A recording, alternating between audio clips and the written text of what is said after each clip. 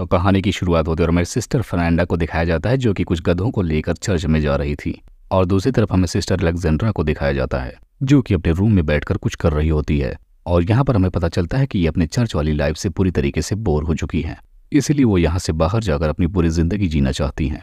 अब फिर अगले दिन हमें दिखाया जाता है कि 3 सिस्टर्स अपने धुले हुए कपड़े लेकर जा रही होती हैं, लेकिन वहाँ का माली उन्हें उनकी गंदी नजरों से देख रहा होता है और उसको ऐसा देखकर तीनों सिस्टर्स को काफी गुस्सा आ जाता है, जिसकी वजह से वो माली को बुरी तरीके से पीटने लगती हैं। अब वो माली मार खाने के बाद सीधा चर्च के फादर तमासू के पास जाता है। वहां पर वो जाकर इतना शिकायत करता है कि और कहता है मुझे यहाँ पर बिल्कुल काम नहीं करना है, क्योंकि उन तीनों नन्स ने उसके साथ बहुत ज्यादा बदतमीजी की है और उसको मारा पीटा भी है। और इतना ही कहकर वो वहां से चला जाता है। अब दूसरी तरफ हमें ब्रूनो नाम के एक आदमी को दिखाया जाता है जो अपनी वाइफ फ्रांसिका के साथ बैठकर लंच कर रहा होता है, लेकिन हम देखते हैं कि फ्रांसिका की नज़र उसके पास खड़े नौकर पर थी। और ऐसा देखने के बाद हमें ऐसा पता चलता है कि जरूर इन दोनों के बीच कुछ ना कुछ तो चल रहा है। अब इसके बाद हमें रात का सीन दिखाया जाता है जहां पर हम देखते हैं कि वो नौकर फ्रांसिका के बेड पर होता है, लेकिन तब तक उसका हस्बैंड ब्रूनो भी वहीं पर आ जाता है। अब ब्रूनो को देखकर मैसिटो अपनी जान बचाकर वहां से भागने लगता है, लेकिन ब्रूनो उसका पीछा करने लगता है और इस तरीके से वो उसके घर तक पहुंच जाता है। अब काफी अंधेरा होने की वजह से वो उसे पकड़ भी नहीं पाता। अब अगली सुबह हम देखते हैं कि फ्रांसिका फिर से अपने नौकर मसीटो के पास होती है और यहाँ पर वो उसके साथ जबरदस्ती रोमांस करने की कोशिश कर रही थी, लेकिन तब तक छत पर खड़ा ब्रूनो ये सब कुछ अपनी आंखों से देख लेता है और वो अपने सैनिकों को मैसिटो को पकड़कर लाने के लिए कहता है। लेकिन फिर से मैसिटो कैसे भी करके अपनी जान बचाकर वहां से भाग निकलता है, लेकिन अब जंगल में भागने के दौरान उसकी मुलाकात फादर तमासो से हो जाती है। तब फादर तमासो उसकी समस्या सुनने के बाद उसे अपने साथ चर्च में लेकर जाते हैं, लेकिन इसके साथ साथ वो ये भी कहते हैं कि तुम्हें चर्च में पहुंचने के बाद गूंगा बहरा बनने का नाटक करना पड़ेगा और अगर तुमने ऐसा नाटक ना किया तो वहाँ की नन्स तुम्हें बहुत ज्यादा परेशान करेंगी और इसके साथ साथ तुम्हें वहां से भगा भी देंगी।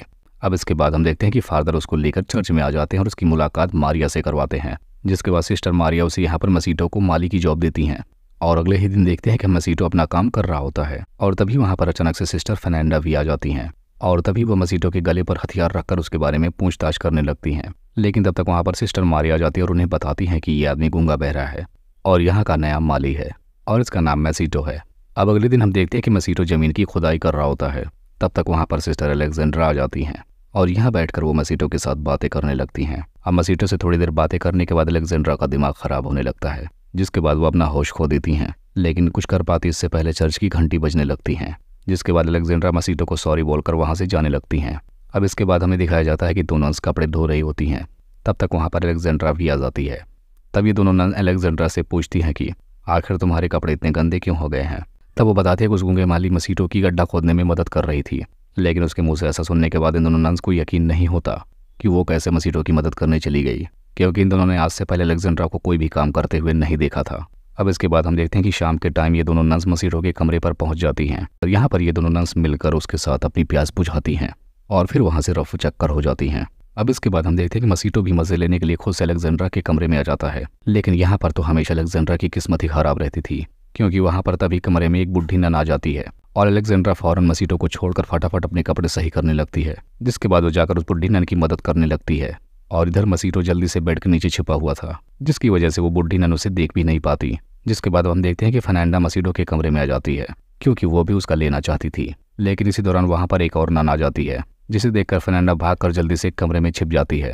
लेकिन इसी दौरान अलेक्जेंड्रा के भी आने के संकेत मिल जाते हैं, जिसके बाद वो दूसरी नन भी कोने में जाकर छिप जाती है, जहां पर उसकी मुलाकात फर्नांडा से हो जाती है और यहाँ पर ये दोनों एक दूसरे को देखकर बिल्कुल चौंक जाती हैं। अब इसके बाद हम देखते हैं कि कमरे में तीसरी नन यानी फर्नांडा आ चुकी है और यहाँ पर वो मसीटो को किडनैप करके जंगल की तरफ लेकर जाती है, ताकि वो वहाँ पर आराम से बिना किसी डिस्टर्बेंस के एकदम रोमांस कर सके।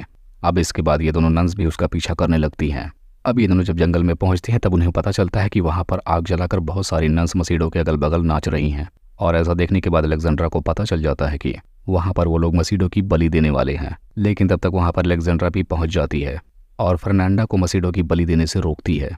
अब यहाँ पर काफी शोर शराबा सुनने के बाद चर्च के प्रीस्ट भी उठ जाते हैं और तब तक वहाँ पर अलेक्जेंड्रा और फर्नांडा भी आ जाती हैं। अब यहाँ पर वो प्रीस्ट सिस्टर मारिया को बुलाते हैं, लेकिन सिस्टर मारिया तो फादर समूसा के साथ पलंग तोड़ रोमांस कर रही थी। अब इन दोनों को एक साथ देखकर वहाँ के सारे लोगों की आंखें फटी की फटी रह जाती हैं। अब अगली सुबह हम देखते हैं कि चर्च के प्रीस्ट सबको सजा सुनाते हैं और इसके साथ साथ वो फादर तमासो को भी दूसरे चर्च में ट्रांसफर कर देते हैं, जहाँ पर सिर्फ मर्द ही रहते थे। और दूसरी तरफ हम देखते हैं कि मसीटो को उसके राजा के हवाले कर दिया जाता है और इधर तीनों सिस्टर भी एक दूसरे के साथ गलत बिहेवियर के लिए माफ़ी भी मांगती हैं और इन तीनों को मसीटो की काफ़ी चिंता भी थी। अब दूसरी तरफ हम देखते हैं कि मसीडो अपनी काल कोठरी में ज़िंदगी काट रहा था। अब इसके बाद हमें दिखाया जाता है कि क्रूडो मसीडो के पास आता है और अब वो उसे किस किस तरीके से टॉर्चर करने वाला है इसके बारे में उसे बता रहा था। और इसके साथ साथ वो ये भी कहता है कि जब तक मेरा मूड अच्छा है तब तक तुम जिंदा हो। और तब तक हम देखते हैं कि वही तीनों नंस मसीडो को बचाने के लिए उसी काल कोठरी में आ जाती हैं और ये तीनों यहाँ से मसीडो को नंस के कपड़े पहनाकर वहाँ से लेकर भाग निकलती हैं। और इसी को दिखाते हुए इस मूवी का यहीं पर एंड हो जाता है।